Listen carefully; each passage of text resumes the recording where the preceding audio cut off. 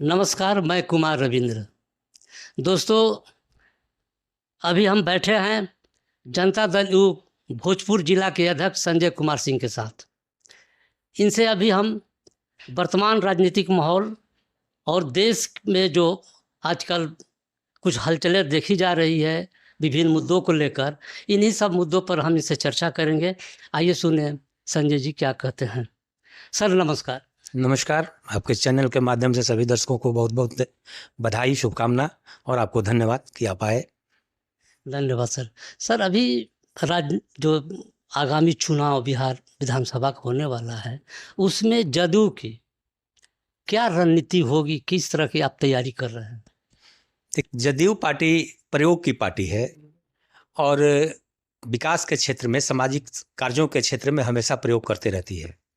चुनाव के क्षेत्र में भी चुनावी रणनीति की जिस पर आप बात करना चाहते हैं, अभी चुनावी रणनीति के पूरा तैयारी में हम लोग लगे हुए हैं। सभी बूथों पर booth agent, BLA, BLA 1, BLA 2 की ट्रेनिंग की भी प्रक्रिया चल रही है और गांव के घर घर तक हमारे कार्यकर्ता जी। सरकार द्वारा 18-20 वर्षों में किए हुए कार्यों को लेकर के पहुंच रहे हैं, लोगों में जन जागरण पैदा कर रहे हैं और माहौल जो बिहार का बना है, इसमें लगता है कि 2025 में नीतीश कुमार के नेतृत्व में NDA 2025 से पार करेगा। भोजपुर में जदयू कितने सीटों पर लड़ेगी, कितने पर आपका दावा है?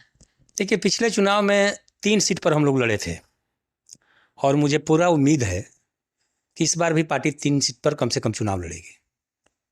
जो हम लोगों का सीट रहा था पिछले चुनाव में 20 में, वही सीट 25 में उतना तो रहेगा ही कम से कम। जी।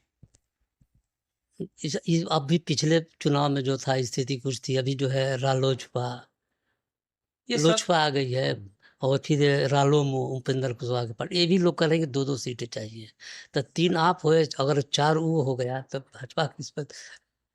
आप वरिष्ठ पत्रकार हैं और राजनीति को बेहतर तरीके से समझते हैं, तो मांगने वाले के लिए कोई रोक नहीं रहता है। मांगने के लिए सबको स्वतंत्रता है और अलायंस में है तो उसका हक है कि वो मांगे, लेकिन ये फैसला नेतृत्व करेगा कि किसकी उपयोगिता कहाँ है और उस उपयोगिता के हिसाब से सीटों का बंटवारा लोग करेंगे और सीट जीतने की बात होगी कि कहाँ कौन पार्टी बढ़िया से चुनाव जीतेगी, निकालेगी और किसके कार्यकर्ता की संख्या क्या है वहाँ, उस सब चीज़ का आकलन करके लोग सीटों का बंटवारा करेंगे, हमको लगता है। और जो लोग मांग रहे हैं उनको कोई ज़रूरी नहीं है कि भोजपुर में ही, भोजपुर से बाहर भी पूरे बिहार के परिदृश्य में सीटों का बंटवारा होना है, तो उस हिसाब से लोग सीट का बंटवारा करेंगे।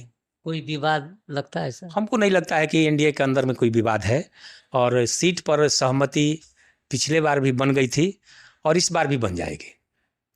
ये 3 सीट भोजपुर में कौन कौन सा आपका? अभी एक तो अज्ञाव था पहले, अज्ञाव, संदेश, जगदीशपुर हमारा सीट रहा है। जगदीशपुर तो हमारा परंपरागत सीट रहा है, पहले के भी सीट हमारे रहे हैं। बड़हरा भी हमारा ही सीट था। बाद में हम लोग जब RJD से हुआ गठबंधन तो BJP लड़ गई वहाँ, तो अभी बड़हरा BJP है। अब उसमें 3 में अभी संदेश है, अज्ञाव है और जगदीशपुर है। आप भी चुनाव लड़ेंगे? ये तो पार्टी फैसला करेगी और नेता फैसला करेंगे। की भी तो कुछ इच्छा हो सकती? राजनीति करने वाले सभी व्यक्ति की इच्छा चुनाव लड़ने की हमको लगता है कि रहती है और हम लोग लंबे समय से राजनीतिक क्षेत्र में हैं तो मन में इच्छा तो रहती है, लेकिन हम लोग टोटल पार्टी के समर्पित कार्यकर्ता हैं, पार्टी के सिपाही हैं और जो पार्टी निर्देश देती है और जो आदेश देती है, जो जिम्मेवारी देती है, बिना कुछ कहे सुने उस जिम्मेवारी को हम लोग सफलतापूर्वक निर्वहन करने का प्रयास करते हैं और जितनी अपनी क्षमता होती है उस पद के साथ और पार्टी के साथ, न्याय के साथ उसके कार्य को करने का, संपन्न करने का प्रयास करते हैं। नीतीश जी जाति जनगणना कराए और फिर वो, आप जान ही रहे हैं कि वो कहाँ जाके भाजपा ने उसको रोक दी, सुप्रीम कोर्ट में ले जाकर, और फिर भाजपा बैकफुट पर आ गई। तो और फिर वो इतनी गालियां देने के बाद जातीय जनगणना पर भाजपा का पूरे नेताओं का इतिहास देखिएगा तो कई तरह के गालियां दी गई और फिर वो बैकफुट पर आना, इस पर आपकी क्या? देखिए, सबसे पहली बात तो यह है कि आदरणीय नीतीश जी ने जातीय जनगणना नहीं करवाया था, सर्वेक्षण जातीय गणना करवाया था और यहाँ के लोगों का आर्थिक, सामाजिक, राजनीतिक स्थिति का आकलन करवाया था, सर्वे करवाया था। रह गया सवाल कि जातीय जनगणना का सवाल ये 89-90 से ही उठाते रहे हैं सदन में, और उसके बड़े पक्षधर रहे हैं कि इस देश में 1931 के बाद जातीय जनगणना नहीं हुई है। वो अब चूँकि जनसंख्या का जो स्वरूप है अभी बहुत बड़ा घटा है, इसलिए जातीय जनगणना देश में हो जानी चाहिए, और जातीय जनगणना के आधार पर जो भी सामाजिक, आर्थिक, राजनीतिक रूप से पिछड़े हुए लोग हैं उन लोगों को उनका हक और हुकूक मिलना चाहिए। आप देख रहे होइएगा कि नीतीश जी जब से सत्ता में आए हैं तो पिछड़ा, अति पिछड़ा, दलित, महादलित, महिला और आर्थिक रूप से पिछड़े सामान्य वर्ग के लोग, छात्र, छात्राएं, दिव्यांग, सभी लोगों पर नीतीश जी की सरकार ने काम किया है और उसका लाभ समाज में दिख रहा है। और जो काम विकास के क्षेत्र में नीतीश जी किए हैं और सामाजिक सरोकार का जो काम नीतीश जी ने किया है, इस देश ने उसको अपनाया है। एग्जाम्पल मैं आपको दे देता हूं कि जीविका का काम नीतीश जी ने शुरू किया था बिहार में, और पूरे देश ने उसको आजीविका के रूप में अपनाया। तो उसी तरीके से जातीय गणना का काम नीतीश जी ने शुरू किया था और जातीय गणना के माध्यम से सर्वे हुआ।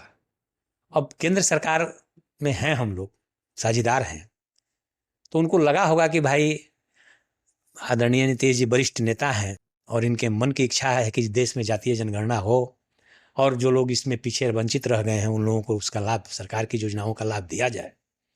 तो सरकार ने फैसला लिया है, मैं इसके लिए धन्यवाद देता हूं भारत सरकार के। अगर मान लीजिए कि जातीय जनगणना शुरू हो गई तो इसका श्रेय आप किसको देंगे, भाजपा को कि नीतीश को?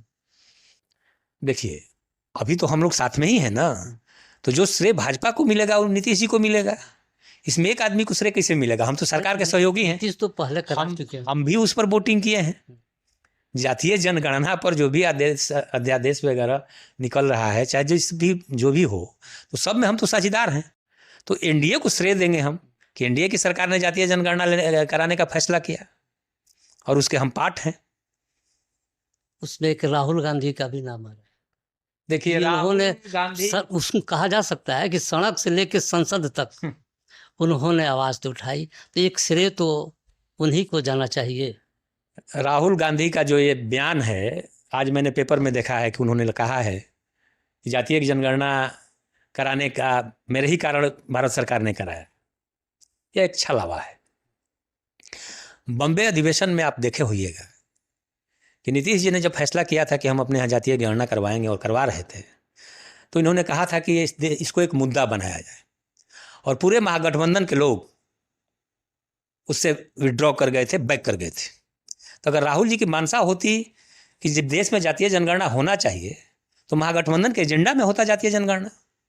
जब आप जान गए कि सरकार ने मूड बना लिया है और नीतीश जी वहाँ हैं, तो इस पर सरकार को अच्छा से कन्विंस करेंगे और जातीय जनगणना इस देश में अब होगी, तो आप मांग करने लगे रोड पर। लेकिन जब आपका मौका था तो आप घोषणा पत्र में देते। नीतीश जी ने तो इस सवाल को उठाया था कि देश में बड़ा मुद्दा बनेगा जातीय जनगणना, इसको हम लोगों को लेना चाहिए। तो उस समय तो आप लिए नहीं, आप नेता थे महागठबंधन के। अगर आप उस समय ले लिए रहते और उसके बाद जातीय जनगणना कराने का फैसला भारत सरकार कराती, तो हम आपको श्रेय देते कि भाई आपके विरोध के चलते भी और आपके डिमांड के चलते भी भारत सरकार को ये फैसला लेना पड़ा आपके दबाव में। लेकिन आपने तो काम किया नहीं। आप तो सरकार की मंशा जान करके तब रोड पर आए हैं। तो ये तो लगातार लगातार देखिए, रुके नहीं, लेकिन क्या कहते हैं उसको, फ्रंट पर जहां लाना चाहिए था वहां नहीं लाए। उनके घोषणा पत्र में था। उन्हीं के बयान पर तो अनुराग ठाकुर, हम क्या कहते हैं, इस बात को समझिए रविंद्र बाबू। हमारा कहना ये है कि मौका मिला था कांग्रेस को जब महागठबंधन में थे, और माननीय नीतीश कुमार जी भी महागठबंधन के ही पार्ट थे, और बिहार में जातीय गणना शुरू हो गई थी। तो इन्होंने कहा था कि जातीय जनगणना को एक प्रमुख मुद्दा बनाया जाए। तो महागठबंधन के लोगों ने तो उसको मुद्दा बनाया नहीं।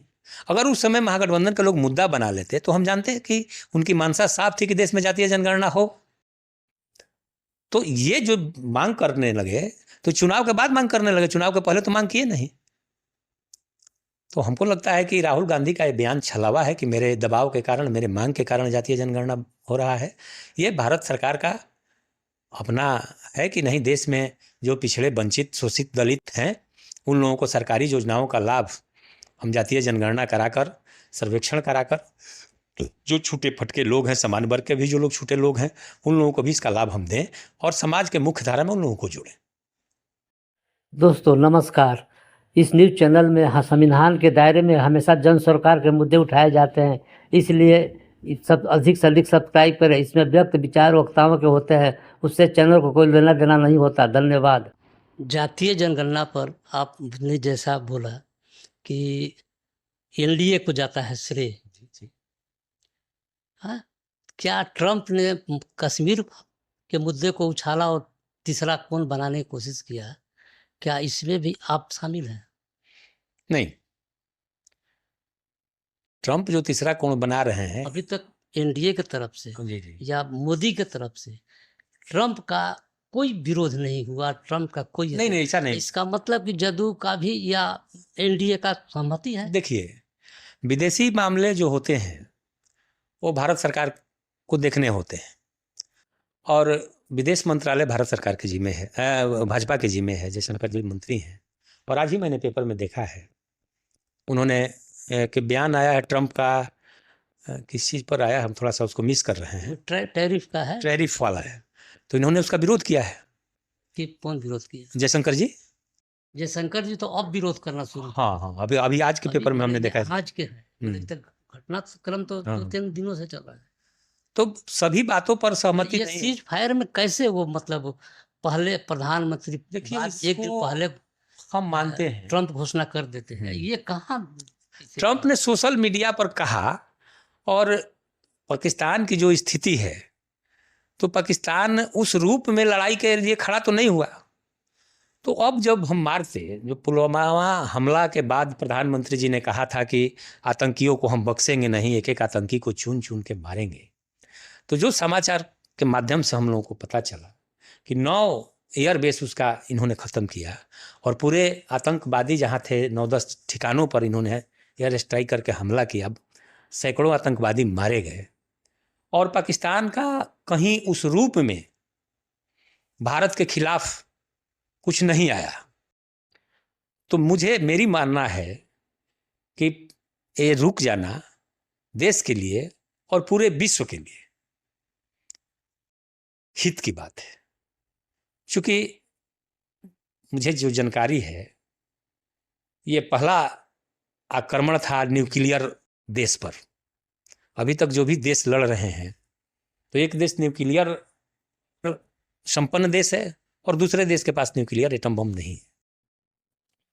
तो दुष्ट हमेशा विनाश का कारण बनता है और विनाशक होता है, उसका परिणाम जो होता है विनाशक ही होता है। तो अगर ये सभी समाचार सत्य हैं कि सैकड़ों आतंकवादी मारे गए हैं, इतना एयरबेस उसका ध्वस्त किया गया है, पाकिस्तान की स्थिति वैसी नहीं थी कि भारत के सामने आकर के सामने की लड़ाई लड़े, छिटफुट कहीं से भी आक्रमण किया है और उसी स्थिति में युद्ध बंद हुआ है। तो मुझे लगता है कि ये ठीक हुआ है भारत के लिए भी और पाकिस्तान के लिए भी, पूरे विश्व के लिए। गोदी मीडिया तो पूरा लाहौर कब्जा करा दिया, कराची पर कब्जा करा दिया, इस पर आपकी क्या सोच है? देखिए, गोदी मीडिया तो अपना हम पहले ही भी ऑन रिकॉर्ड बोलना, चूंकि आप लोग पत्रकार हैं, ठीक नहीं है, लेकिन ऑफ रिकॉर्ड जब हम लोग बात कर रहे थे तो हमने कहा है आपसे, समाचार अब समाचार के रूप में नहीं का वाचन समाचार के रूप में नहीं हो रहा है। गोदी मीडिया जो चला है उससे आपकी सहमति है? जब आप कहते हैं कि केंद्र एनडीए इस पर सहमत है, नहीं सहमत, तो इस मुद्दे पर आप सहमत हैं? उस मुद्दे पर नहीं सहमत हैं। समाचार वाचन का काम है कि कम ही हो, लेकिन जितना भी समाचार आप लोगों के बीच में पहुंचाइए, जो खबर आप लोगों के बीच में दीजिए, उसमें सत्यता हो।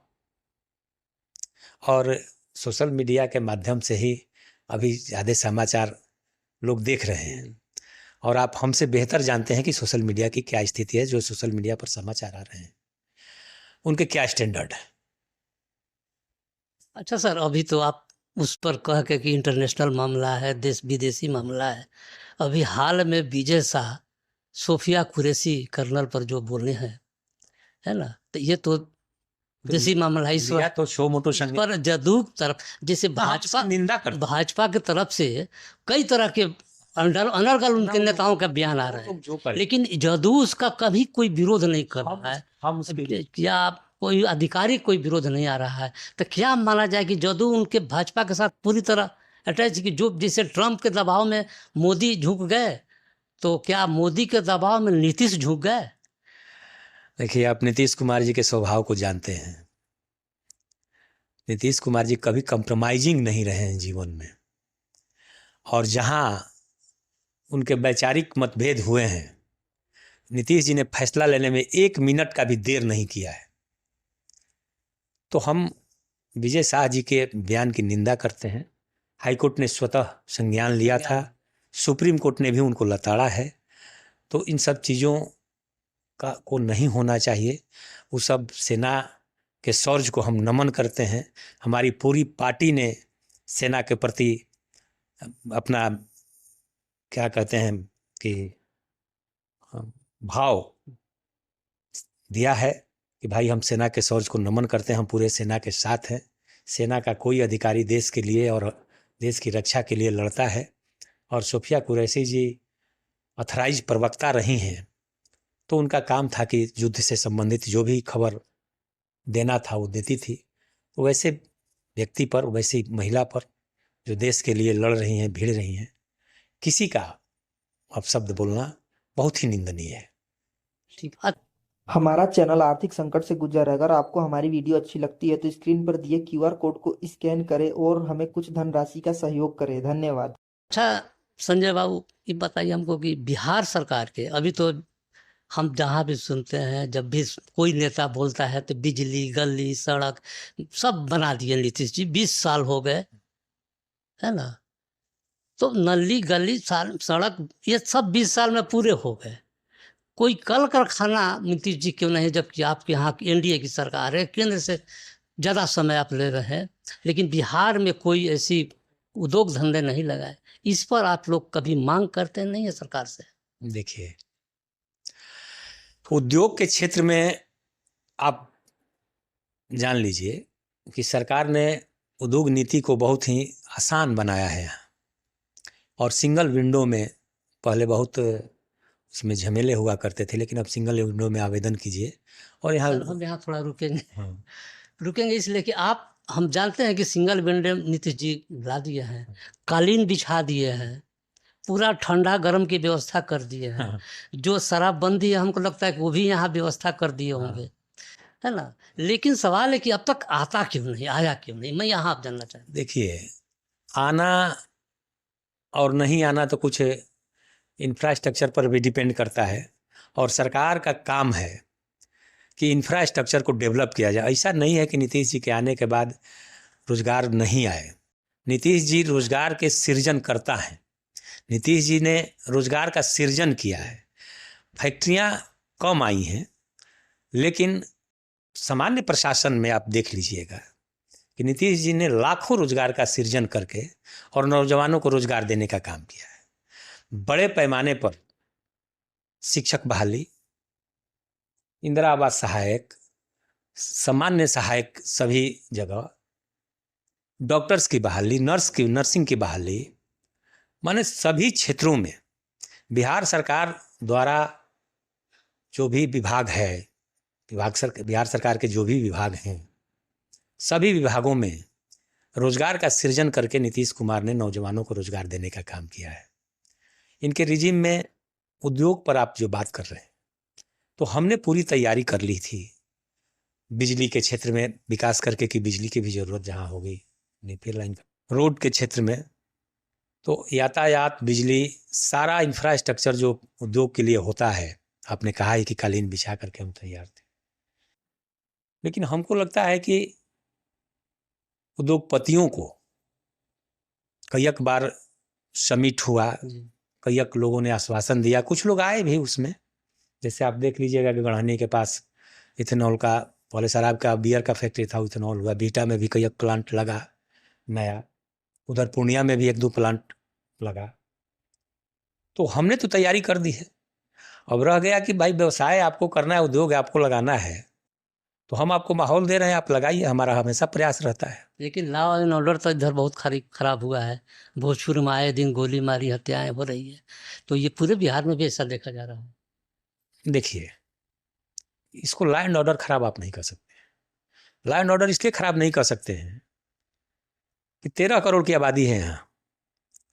13 करोड़ की आबादी को आप एक एक पुलिस देकर के सुरक्षा नहीं कर सकते हैं।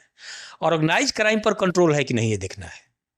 कोई अपराधी अपराध करके बच जाता है या पकड़ाता है, ये देखना है। आप देखिए भोजपुर में जो भी अपराध हुए हैं, महीना 2 महीना के अंदर सारे अपराधी पकड़े गए। अगर नहीं पकड़े गए तब ये सवाल बनता है कि सरकार अपराधियों को प्रश्रय देती है या अपराध के प्रति निरुत्साहित है।